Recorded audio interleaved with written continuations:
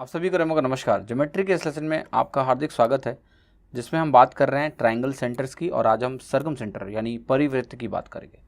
तो देखिए, परिवृत्त क्या है, आपको बेसिक बताया जा चुका है कि परिवृत्त ये होता है कि अगर आपके पास कोई ट्रायंगल त्रिभुज दिया हुआ है तो उस ट्रायंगल में आप क्या करोगे, आप परपेंडिकुलर बाइसेक्टर्स निकालते हो।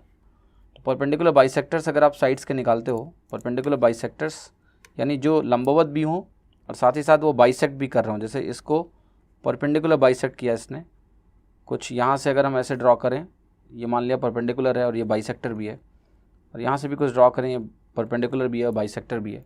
अगर ऐसा होता है तो उस केस में हमारा जो ये पॉइंट होता है ये कहलाता है आपका सर्कम सेंटर। और सर्कम सेंटर की खास बात क्या होती है कि अगर हम इसको सेंटर मान के एक सर्कल ड्रॉ करें, अगर हम इसको सेंटर मान के एक सर्कल ड्रॉ करेंगे तो वो तीनों वर्टिसेस से पास होता है। ठीक है, तो अगर एक प्रॉपर सर्कल ड्रॉ किया जाएगा तो that will pass through all three vertices, तीनों वर्टिसेस से पास होगा, समथिंग लाइक दिस। तो यहाँ से आप ये समझ सकते हो कि अगर सर्कम सेंटर को मैं सी से डिनोट कर रहा हूँ तो सी से तीनों वर्टिसेस की जो डिस्टेंस होती है, जैसे मैंने इसको बोला ए है, ये बी है और ये सी है, तो तीनों वर्टिसेस, इस पॉइंट को फिर मैं ओ बोल देता हूँ, ए बी सी तीनों वर्टिसेस जो होंगे वो इक्वी डिस्टेंट होंगे। और ये रेडियस जो होता है आर, इसको हम बोलते हैं सर्कम रेडियस, परिवृत्त की त्रिज्या, सर्कम रेडियस, ये आपका होता है परिवृत्त की त्रिज्या। तो कुछ भी मुश्किल नहीं है, ये चीज़ हम लोग कहीं ना कहीं पहले भी समझ चुके हैं इंट्रोडक्शन में कि परपेंडिकुलर बाइसेक्टर लेने हैं, है ना। और परपेंडिकुलर बाइसेक्टर जिस पॉइंट पे मीट करेंगे वो सर्कम सेंटर होगा, परिकेंद्र होगा। और परिकेंद्र जो होता है वो सारे वर्टेक्सेस से इक्वी डिस्टेंट होता है, बराबर दूरी पे होगा, क्योंकि यही सर्कल का रेडियस है। तो ये कोई कन्फ्यूज़न आपको होना भी नहीं चाहिए। एक चीज़ देखिए, मैं आपको एक इंपॉर्टेंट चीज़ यहाँ समझा देता हूँ जो काफ़ी इंपॉर्टेंट हो जाएगा। अगर ये आर है और ये आर है तो क्या ये ट्रायंगल आपका आइसोसेलेस ट्रायंगल है कि नहीं है? यस, आइसोसेलेस ट्रायंगल बनेगा। ऐसे ही अगर आप ध्यान से देखें दूसरा ट्रायंगल जो यहाँ पर बन रहा है, क्या ये ट्रायंगल आइसोसेलेस ट्रायंगल है कि नहीं है? यहाँ भी आर और आर दो साइड्स हैं, इक्वल साइड्स हैं। मैं ये नहीं कह रहा हूँ कि ये एंगल्स भी बराबर हैं, they are not congruent, but individually अगर आप इनको देखोगे तो ये दोनों आइसोसेलेस अलग अलग हैं कि नहीं है? यस। ऐसे ये तीसरा ट्रायंगल क्या है, क्या ये आइसोसेलेस है कि नहीं है? यस। तो अगर आप देखो ध्यान से तो इस ट्रायंगल को अगर इन सेंटर सर्कम सेंटर है मेरा और सर्कम सेंटर को आप ज्वाइन कर दो सारे साइड से, तो तीन ट्रायंगल्स बनेंगे। तो तीनों ट्रायंगुलर जो जोन्स होते हैं वो अपने आप में आपस में इंडिविजुअली उनको अगर आप देखोगे, अलग से देखोगे, तो वो आइसोसेलेस ट्रायंगल बनाते हैं। ठीक है, समद्विबाहु त्रिभुज बनाते हैं तीन। तो वो ये एक चीज़ अंडरस्टैंडिंग है जो आपको होनी चाहिए। फिर वही जो हमने सारे सेंटर्स में कहीं ना कहीं स्टडी करने की कोशिश की है कि सेंटर जो सर्कम सेंटर है उस पर साइड्स क्या एंगल बनाती हैं। तो ज़रा इसको ध्यान से देखते हैं। पहले मैं एक सर्कल ही ड्रॉ कर लेता हूँ और इस सर्कल में मैं एक ट्रायंगल बनाता हूँ आपके सामने। ये मान लिया एक ट्रायंगल है कुछ ऐसा, ये मैंने बोला ए है, ये बी है, ये सी है। आपको दिख रहा होगा कि ये सर्कल है। अब यहाँ पर जो सर्कम रेडियस है मेरा, सर्कम सेंटर है, वो मान लिया इस पॉइंट पे है ओ। तो मुझे ये निकालना है कि अगर मैंने इसको ऐसे ज्वाइन किया तो ये एंगल क्या बनेगा। तो ये बहुत सिंपल होता है कि देखो, कोई भी, इसको हम बोलते हैं कॉर्ड, सर्कल की प्रॉपर्टी में बताया जाएगा आपको कि बी सी अगर कॉर्ड है और यहाँ अगर इसका एंगल कुछ भी है, लेट्स से इसका एंगल थीटा है, तो यह एंगल क्या होता है, 2 थीटा होता है। जो भी सर्कमफ्रेंस पे एंगल होता है और जो सेंटर पे एंगल होता है, सेंटर वाला एंगल सर्कमफ्रेंस वाला एंगल का डबल होता है। तो सिंपल सी बात है कि अगर मुझे ये वाला एंगल निकालना है, इसको अगर मैं ओ बोल देता हूँ, लेट्स से सेंटर को ओ बोलता हूँ, तो जो एंगल बी ओ सी होगा यहाँ पर, that will be equal to twice of angle A. ऐसे ही एंगल अगर आप निकालते हो सी ओ ए, तो सी ओ ए हो जाएगा एंगल ट्वाइस ऑफ बी। और ऐसे ही एंगल अगर आप निकालते हो बी ओ ए, तो ये हो जाएगा twice of angle C, double होता है। तो सेंटर पे अगर बना हुआ एंगल निकालना है तो बहुत आसान है। सर्कम सेंटर में सिर्फ और सिर्फ क्या होता है, डबल होता है। इसमें कहीं कोई कन्फ्यूज़न और शंका का कोई सवाल ही नहीं है। It's very very easy question, मतलब आप आसानी से इसको मार्क कर सकते हो एग्जाम में कभी भी आएगा तो। अब देखिए, circum radius right angle triangle का क्या होता है। तो देखो, अगर मैं राइट एंगल ट्रायंगल की बात करूँ तो कोई भी जनरल राइट एंगल ट्रायंगल अगर मैंने लिया है, तो जब भी इसका सर्कम रेडियस आप खोजते हो तो आपको ये ध्यान रखना है, देखिए कि जो भी साइड है हमारा, अगर उसका मैं परपेंडिकुलर बाइसेक्टर लेट से ड्रॉ करता हूँ, परपेंडिकुलर बाइसेक्टर ड्रॉ करूँगा, आपको पता ही है सर्कम सेंटर क्या होता है, परपेंडिकुलर बाइसेक्टर। इस साइड का अगर आप परपेंडिकुलर बाइसेक्टर ड्रॉ करोगे तो कुछ ऐसे होगा परपेंडिकुलर बाइसेक्टर जो इसको इक्वली डिवाइड करेगा। अब जरा मुझे एक छोटा सवाल बताओ कि जो भी आपका पॉइंट है यानी सर्कम सेंटर है, वो जब मैं सर्कल को ड्रॉ करूँगा, जैसे लेट्स से कि मैं इस सर्कल को ऐसे करके ड्रॉ कर रहा हूँ, ऐसे करके ड्रॉ कर रहा हूँ, this is what the circle is, जब मैं इस सर्कल को ऐसे ड्रॉ करूँगा ऐसे करके, है ना, तो आपको ये साफ साफ दिख जाएगा कि यार ये पता है कि सर्कल में जो डायमीटर है वो 90 डिग्री बनाता है सरकमफेरेंस पे, तो ये राइट एंगल ट्रायंगल है इसलिए 90 डिग्री है ही है, तो ये डायमीटर बन जाएगा। तो यही पॉइंट आपका क्या हो जाता है, सरकम सेंटर हो जाता है। और अगर यही पॉइंट आपका सरकम सेंटर यानी परिकेंद्र हो जाता है तो ये पॉइंट है क्या, हाइपोटेनस का मध्य बिंदु है। हाइपोटेनस का अगर मध्य बिंदु है तो आपको ये समझ में आ गया कि हाइपोटेनस की जो लेंथ है उसका जो हाफ होता है वो आपका सरकम रेडियस हो जाता है। और देखो इस पॉइंट को अगर आपने यहाँ से ज्वाइन किया, ध्यान से देखो, इस वर्टेक्स से अगर आपने इस पॉइंट को ज्वाइन किया सरकम सेंटर को, तो ये भी क्या होगा, ये भी सरकम रेडियस ही तो होगा। अगर आपने सरकम रेडियस को आर से डिनोट करते हो तो ये अगर आर है इस पॉइंट से लेके सरकमफेरेंस की दूरी, यहाँ ये आर है तो यहाँ भी ये आर ही होगी, तो ये वैल्यू भी कितनी हो जाएगी, h/2। इस पर काफ़ी क्वेश्चंस आते हैं, ध्यान रखना है, इस पर काफ़ी क्वेश्चंस बन सकते हैं। ये तीनों h/2 h/2 h/2 हो जाएंगे, right. Okay, half of the hypotenuse. जैसे फॉर एग्जांपल अगर मैं एक क्वेश्चन आपको दे दूं कि लेट से ये साइड आपकी 3 है, ये 4 है, तो ये ऑब्वियसली 5 बन जाएगी, है ना। अब आपसे मैं पूछूं कि यहाँ पर इसकी लेंथ बता दो, इस पॉइंट में बोलूं कि मान लिया सरकम सेंटर से ये पॉइंट बी है मेरा, ये पॉइंट ऐसे ज्वाइन हुआ है लेट से सरकम सेंटर से ओ से, मैं कहूँ बी ओ की लेंथ बता दो, तो ये भी सरकम रेडियस ही है। और सरकम रेडियस यहाँ क्या होती है 5/2, ये भी क्या होगा 5/2, तो ये वैल्यू कितनी होगी आपकी 5/2, जो कि सरकम रेडियस के ही बराबर है। तो इसको ध्यान रखना, काफ़ी आसान है बट ये केसेस काफ़ी टेस्ट होते हैं तो आपको पता होना ज़रूरी है। फिर जो कह रहा है circumradius isosceles right angle triangle में क्या होगा, कुछ भी परेशान नहीं होना। देखो मैं इसको आपको वैसे ही समझाऊंगा।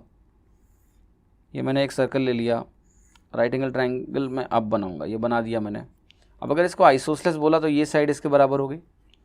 आइसोसेलेस की देखो ट्रायंगल की एक प्रॉपर्टी और होती है, ध्यान रखना कि आइसोसेलेस राइट ट्रायंगल में अगर ये साइड इसके बराबर है तो ये जो अल्टीट्यूड होता है वही परपेंडिकुलर, वही बाइसेक्टर भी होता है, यानी जो अल्टीट्यूड होता है वही मीडियन भी होता है, इक्वली बाइसेक्ट करता है इसको, ध्यान रखना। अल्टीट्यूड इज बाइसेक्टर ऑल्सो, ठीक है। तो अल्टीट्यूड अगर बाइसेक्टर भी है या मीडियन जो होता है वो परपेंडिकुलर होता है, तो आप कहोगे कि यहाँ पर ये तो मुझे मालूम है कि ये दोनों साइड्स आपस में बराबर हैं। अगर ये सरकम सेंटर है, लेट से ओ सरकम सेंटर है दिया हुआ है, तो ओ अगर सरकम सेंटर है जो कि मिड पॉइंट है आपका हाइपोटेनस का, तो देन मुझे पता है कि ये इसको अगर मैं ज्वाइन करूँगा और चूंकि आइसोसेलेस ट्रायंगल हो गया तो ये भी 90 डिग्री होगा। ये एक स्टैंडर्ड केस बन जाता है, ये आपको कहीं ना कहीं समझने की ज़रूरत है कि then this becomes a very very very interesting case. Standard case है कि ये आपका 90 डिग्री एंगल भी हो जाता है आइसोसेलेस राइट एंगल ट्रायंगल में। अगर कभी क्वेश्चन आ जाए कि भाई सरकम सेंटर को आपने ज्वाइन कर दिया इस पॉइंट बी से, यहाँ पर ये ABC पॉइंट है, और आपसे पूछ ही ले कि यही वाला एंगल बता दो, एंगल BOC क्या है ना, तो आपको पता होना चाहिए कि 90 डिग्री हो जाएगा आइसोसेलेस वाली प्रॉपर्टी का इस्तेमाल करके। ईजी है और आपको आसानी से ये केस समझना है और मार्क करना है, ठीक है। यहाँ भी वही होगा कि ये जो R सरकम रेडियस है यही R होगा जो कि हाइपोटेनस/2 है, सारी वैल्यू हाइपोटेनस/2 ही होंगी, बिना कन्फ्यूजन के आप लगा सकते हो, ठीक है। अब देखिए क्वेश्चन है सरकम रेडियस इक्विलेटरल ट्रायंगल का क्या होता है। देखो मैंने आपके सामने एक रखा है इक्विलेटरल ट्रायंगल, यहाँ पर जो मीडियन होता है उसी की लेंथ को जब 2:1 में डिवाइड करते हो आप, तो यही पॉइंट आपका G भी होता है, यही पॉइंट सरकम सेंटर भी होता है। तो ये जो 2 को लेंथ करिस्पॉन्ड करता है ये सरकम रेडियस होता है, ध्यान रखना, ठीक है। अगर आप ऐसे सर्कल खींचोगे ना तो ये तीनों वर्टिसेस से पास करता है। तो यहाँ अगर एक्सप्रेशन आपको लिखना है तो R जो होता है वो A/√3 होता है, सरकम रेडियस A/√3 होता है, इन रेडियस आपका A/2√3 होता है। और अगर हमारा जो स्टैंडर्ड इक्विलेटरल ट्रायंगल है साइड 2 वाला, जिसका अगर आपको इन रेडियस सरकम रेडियस लिखना है तो ये होता है आपका 2/√3, यहाँ पर इसका इन रेडियस होता है 1/√3। एक सवाल कई बार रिपीट होते हैं जो पूछते हैं कि बताओ इक्विलेटरल ट्रायंगल में सरकम रेडियस और इन रेडियस का रेशियो क्या है। साफ साफ दिख रहा है कि 2:1 है, ठीक है। जो ऊपर वाला पार्ट है ये सरकम रेडियस हो जाता है, नीचे वाला पार्ट आपका इन रेडियस है क्योंकि ये परपेंडिकुलर है। बहुत ही आसान है, ठीक है। तो 2:1 होता है, ये कई बार क्वेश्चन आए हुए हैं तो आप डायरेक्ट इनको इंटरप्रेट करके लगा भी सकते हो, राइट। अब देखिए कुछ इंपॉर्टेंट फॉर्मूले हैं जो आपको कहीं ना कहीं जानना चाहिए, राइट। यहाँ R डिनोट कर रहा है सरकम रेडियस को, ये बराबर होता है आपका, अगर ट्राइंगल की साइड आपको दी हुई है लेट से ABC/4 डेल्टा, तो जो सरकम रेडियस होता है हमारा वो ABC, अगर ट्राइंगल की साइड है मेरी ABC, तो ABC यानी product of sides upon 4 times delta is area of the triangle. अब एरिया ऑफ द ट्राइंगल आप कई तरीके से लिख सकते हो डिपेंडिंग ऑन कि कौन सा ट्राइंगल है। राइट एंगल ट्राइंगल दिया होगा तो half into base into height करके लिखेंगे, राइट। वहाँ तो आपको बताइए हाइपोटेनस बाई 2 हो जाता है, तो चैलेंज ही नहीं है वहाँ पर, है ना। कोई और ट्राइंगल होगा, जो ट्राइंगल होगा उसका एरिया उठा के लिख देंगे। एक चीज़ और ध्यान रखना है कि साइन के टर्म्स में ये ए अपॉन साइन ए होता है। इसका क्या मतलब है, ठीक है। जैसे मैंने कहा कि आपको लेट्स से कि आपका नोटेशन आपको समझना जरूरी है कि आपका ट्राइंगल ए बी सी है, ये ए बोल दिया, ये बी बोल दिया, ये सी बोल दिया, है ना। तो आपको ये ध्यान रखना है कि ए अपॉन साइन 2 साइन ए, यहाँ पर ए अपॉन जो 2 साइन ए होता है आपका, ए अपॉन 2 साइन ए, अगर ये ए है उसके अपोजिट वाला एंगल लिया 2 साइन ए, ये भी आपका आर के बराबर होता है। एक्चुअल में ये जो आपका एक्सप्रेशन मैंने बाद में लिखा है, इसको आप बोलते हो एक्सटेंडेड साइन रूल। तो ट्राइंगल के लिए एक साइन रूल होता है ना, a upon sine a is equal to b upon sine b is equal to c upon sine c. उसी को हम अगर एक्सटेंड कर दें थोड़ा सा, तो ये आपका एक्सटेंडेड साइन रूल बन जाता है कि ए अपॉन साइन ए, B upon sine B, C upon sine सी के बराबर होता है, जो ट्वाइस ऑफ सर्कम रेडियस होता है, परिवृत्त की त्रिज्या, ठीक है। वहीं से आप खुद देख लो कि आर की जो वैल्यू है वो क्या हो गई, ए अपॉन 2 साइन ए। वही आप B upon 2 sine B, C upon 2 sign सी भी लिख सकते हो। बट ये दोनों रिजल्ट्स इंपॉर्टेंट है और आपको पता होने चाहिए, मतलब आपको इस्तेमाल करने के लिए आपके पास होना चाहिए कि आप इनको यूज़ कर पाओ डायरेक्ट। तो you have to learn these 2 rules. कि एक्सटेंडेड साइन रूल कुछ नहीं है, पता ही होता है साइन रूल सभी को, इज इक्वल टू 2r कर दिया, तो ये अपने आप हो गया। Then I have A B C upon 4 delta, ये भी मालूम होता है, नहीं पता है तो ध्यान कर लो, इंपॉर्टेंट है, ओके। एक और देखिए बहुत इंपॉर्टेंट पॉइंटर है कि सर्कम सेंटर और इन सेंटर के बीच की दूरी क्या है, ठीक है। जैसे अगर आपको ध्यान हो तो मैं आपको पहले ही बता चुका हूँ कि अगर हम बात करते हैं ऑर्थो सेंटर की, सर्कम सेंटर की, इन सेंटर की, तो उसका रेशियो आपसे ऑलरेडी डिस्कशन हो चुका है, राइट। लेकिन अगर कई बार होता है कि हमसे ये पूछ लिया जाए कि भाई ये जो है डी लेंथ इन सेंटर और सर्कम सेंटर के बीच, ये लेंथ क्या है, तो देखो ये डायरेक्ट एक्सप्रेशन मैंने लिखा है, इसके प्रूफ में जाने की ज़रूरत नहीं है, ठीक है। कभी आप भी फुर्सत में होना, मैं भी होऊंगा तो प्रूफ बता दूंगा, ज़रूरत नहीं है, नॉट नीडेड, इसलिए मैं उसके प्रूफ में नहीं जा रहा हूँ। डी जो लेंथ होती है इनके बीच की, that is equal to R square minus 2RR का स्क्वायर रूट, ठीक है। This is square root, but ये लेंथ आपसे अगर पूछी गई कभी तो आप डायरेक्टली इसको यूज़ करके सर्कम रेडियस और इन रेडियस से लगा सकते हो। इसको अगर आप भूलोगे तो एक तरीका है इसको ध्यान करने का कि आपको ये पता ही है सर कि अगर मैं इक्विलेटरल ट्राइंगल की बात करूं तो इक्विलेटरल ट्राइंगल में क्या होता है, सर्कम रेडियस और इन सर्कम सेंटर इन सेंटर एक ही पॉइंट पे होते हैं, दूरी क्या होती है 0। आप खुद यहाँ देखो, और वहाँ आपको पता है कि आर और आर का रेशियो क्या होता है, 2:1 का होता है।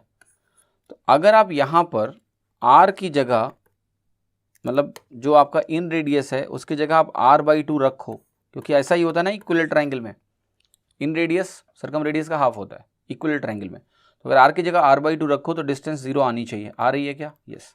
r को r/2 रख दो, r square minus r square बन जाएगा, 0 हो जाएगा।